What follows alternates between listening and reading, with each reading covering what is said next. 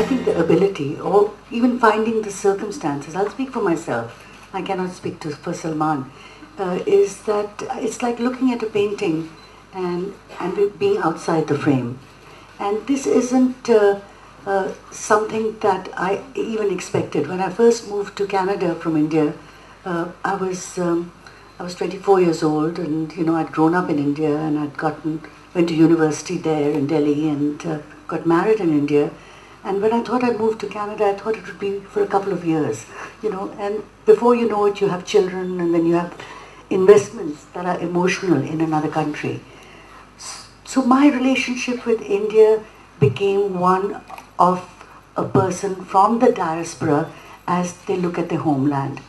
I didn't feel that I was removed from my homeland. I didn't feel that I was not in touch with my homeland the way I wanted it to be, but it was a different relationship. So I don't think that it was a matter of a relationship of privilege or a status that gave me privilege.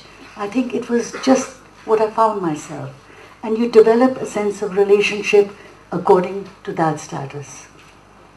As for the love-hate relationship, I've always felt that as an NRI, that I always had, for the longest time, I looked at India with rose-colored glasses. There was nothing, the sun rose and set with India. And it was basically, I don't think it was very realistic. It was the relationship of nostalgia.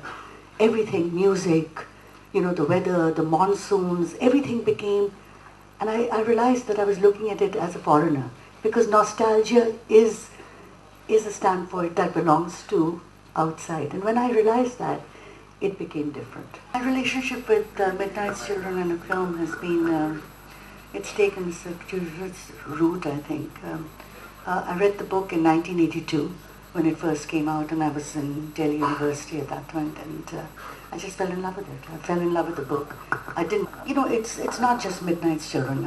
Every screenplay, the challenge for a director after screenplay is done, whether it's based on a book, whether it's book-based, it's an original screenplay, whether it's a quasi-adaptation, is always difficult.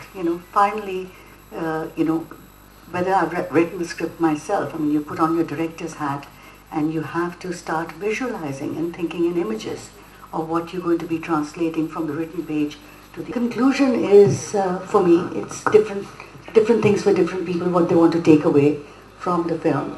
For me, it's that there's always hope. And things can be good and they can be bad, but there's always hope. That's the basis of the whole book. This again. And then at Midnight's Children, I have to say it's even better. So thank you, the audience of Kerala, thank you, the festival, and thank you, Deepa.